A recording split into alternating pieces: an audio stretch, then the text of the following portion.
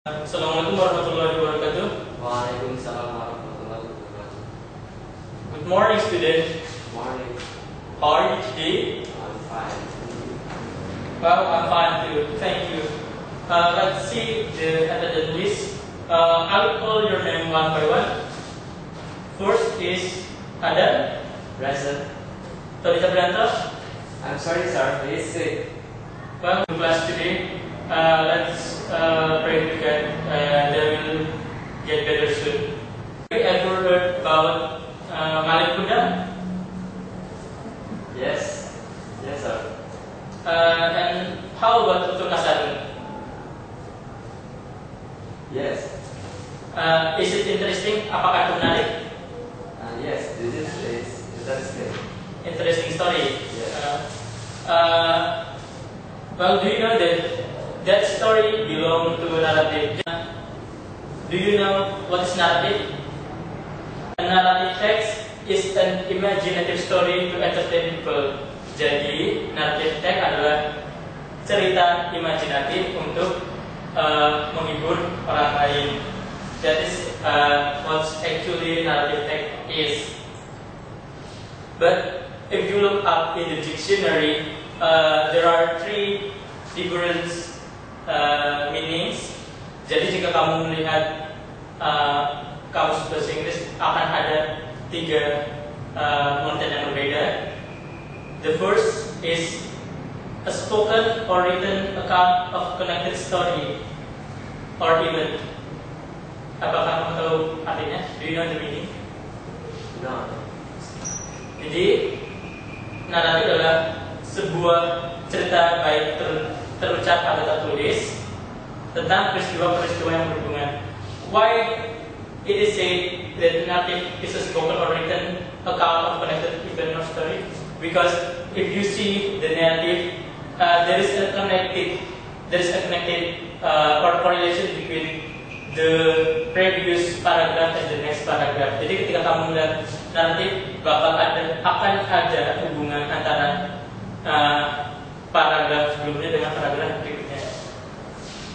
And then the second is the narrative part of a literary work as distinct from dialogue.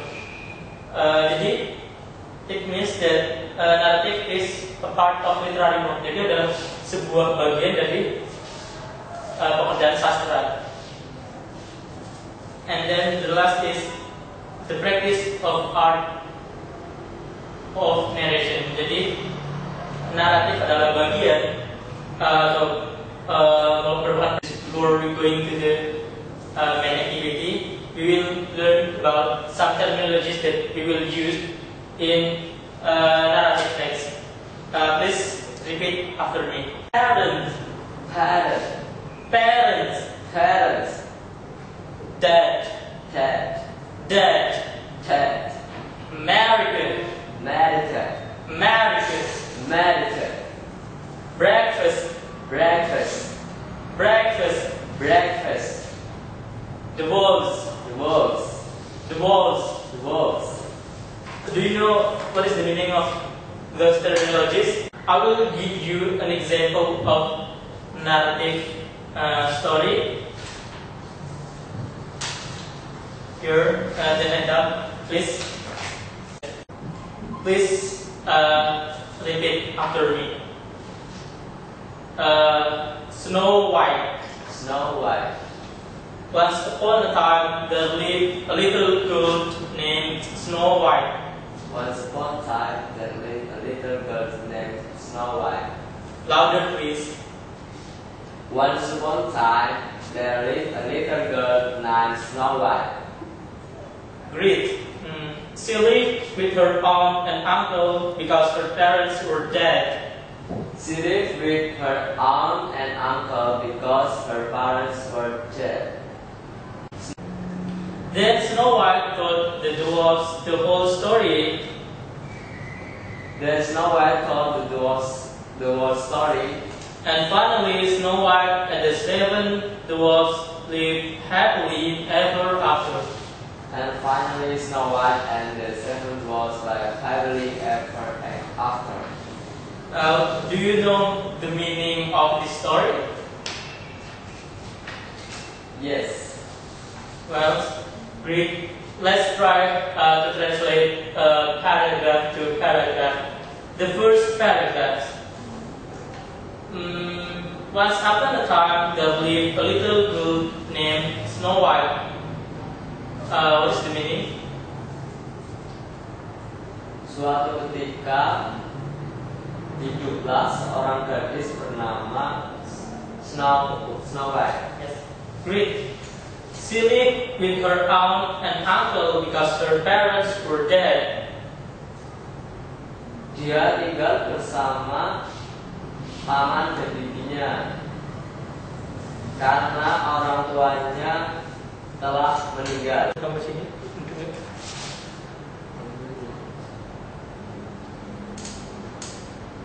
Tunggu, baca ini. Ini baca semuanya.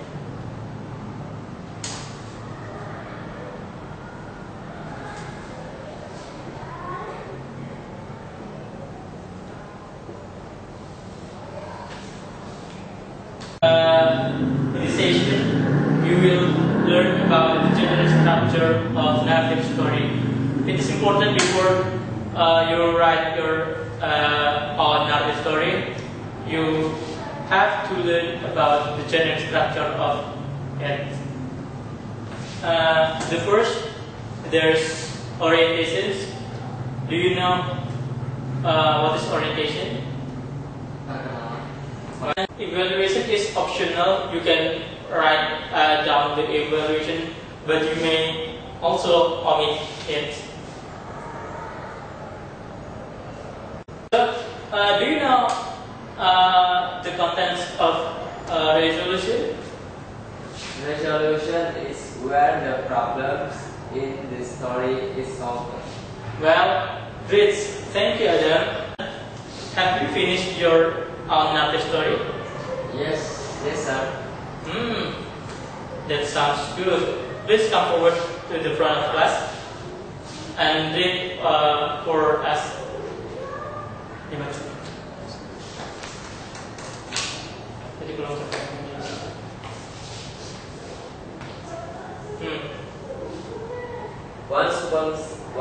Once upon times there is a lived in a pond.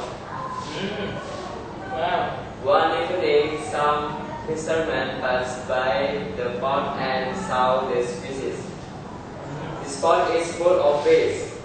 They thought it's other accidentally. We have never fished her before. We must come back tomorrow morning with our nets and catch the fish. Then the fisherman left. When the eldest of the dead fishes heard this, he was troubled. He called the other fishes together and said, "Did you hear what the fisherman said?" The third fish refused to leave even then. The fisherman arrived and caught all the fish left in the pond. The third fish's luck did not help him. He too was caught and killed. The fish who saw trouble ahead and acted before it arrived as well as the fish who acted as soon as it came both survival. But the fish who relied only on luck and did nothing at all died. So also in life. Well, that's a really nice story, Adam. Please come back to your seat. Alright, I will give some comment, or I will give my opinion to your story. Because the time is almost up, let's summarize our lesson. So, what you have learned today, Adam? The first is sentence pattern in narrative. Yeah. Sentence pattern in narrative. You have learned about simple past tense, and then Second is genre structure. Well, you have also learned about the generic structure of narrative text. And what is it? The first is orientation, then complication, evaluation, and resolution. Well, the last is it is optional reorientation. You may write it and you may also omit it.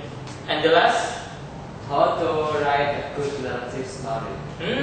You also have learned about how to write a good narrative story. And that's for your assignment. Please write a 2 narrative story. You have to type it in the computer and print out, and please submit it next week. Thanks Adam. Assalamualaikum warahmatullahi wabarakatuh. Waalaikumsalam warahmatullahi wabarakatuh.